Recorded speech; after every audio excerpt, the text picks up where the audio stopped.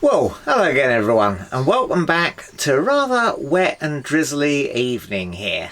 I've had a delivery though. I've got my 18mm thin wall spark plug socket.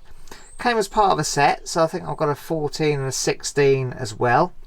And I've also got the correct spark plugs here for the Suzuki Intruder. So if you saw the last Suzuki Intruder video, you'll know we're getting a misfire under load, I think, really.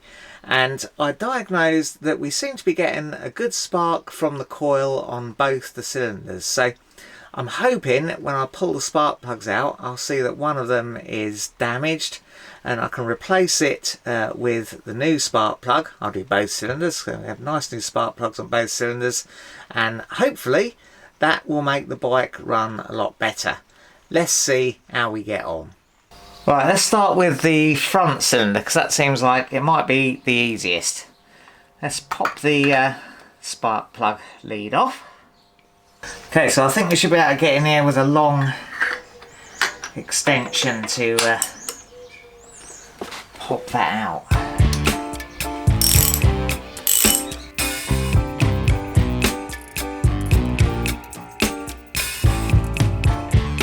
Now my spark plug socket has got a little rubbery grippy thing on it, but it's not gripping the spark plug.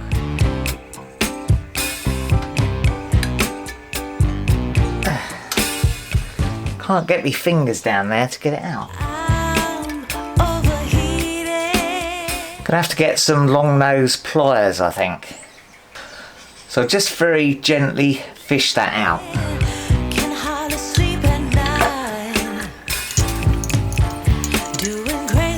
There we go. Right, now for the back cylinder. Let's pop the lead off.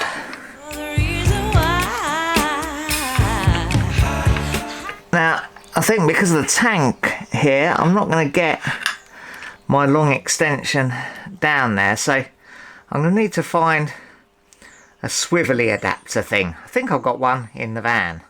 Yep, found one.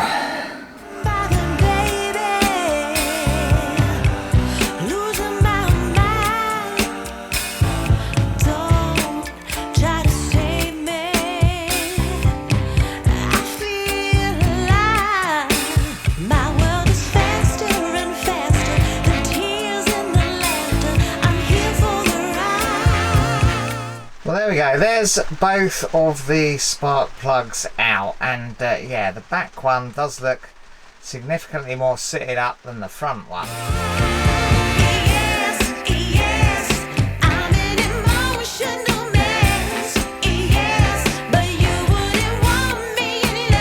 So it seems like I was right, and that back cylinder is the problem, and that spark plug is sooted up. Now that could mean, I suppose, that the mixture is a little bit too rich off that back cylinder. They are on separate carburetors. Or it could just be that it's been idled for too long. I mean, we have been sort of basically idling it quite a bit while we've been working on it. It could have been, you know, a number of different things. Maybe the air filter's a bit dirty. Anyway, I'm going to pop some new spark plugs in anyway and see if it cures the problem, makes it run a bit better. Well, the manual says the new spark plugs should be gapped at between 31 and 35 thou. And actually, out of the box, they are dead on 32, so I think we'll go with that. Now, because the spark plug's quite a long way down there, and I don't want to risk getting it cross-threaded, I've put the spark plug onto a bit of hose. This is just a bit of old washing machine hose I've trimmed a bit out of, and that way, if it does get cross-threaded, the hose will slip before I've done any significant damage.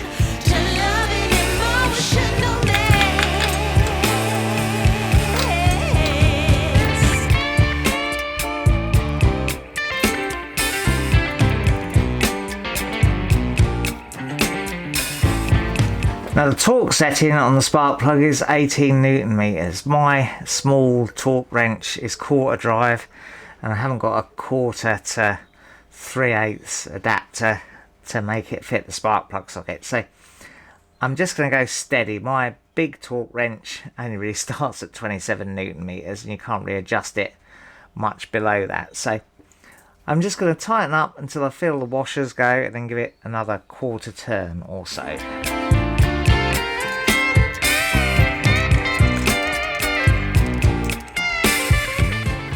Yeah, no more than that, I don't think.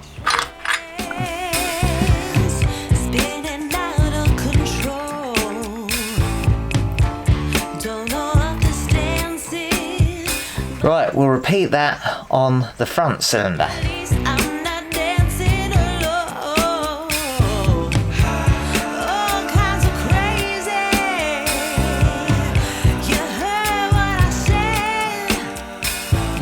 Well, I was thinking I might check the air filter before I try and start her up, but having consulted the manual, that involves removing the fuel tank, so that's a bit of a bigger job than I thought it might be. So I'm just going to go ahead and try firing her up and see if those new spark plugs have cured the problem. Let's give it a go.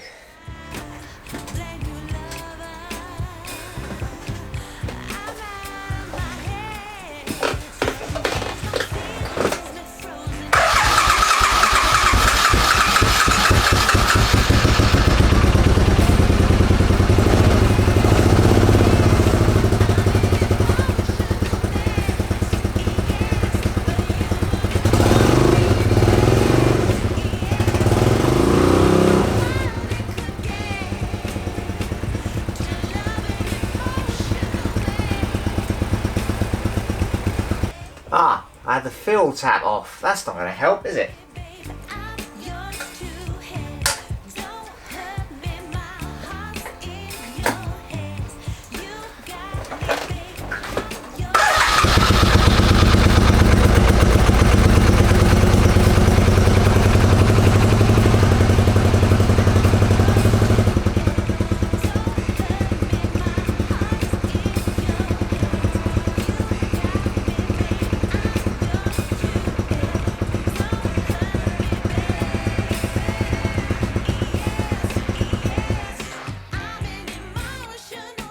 Ah, that's not good. That is, yeah, that's fuel, that is.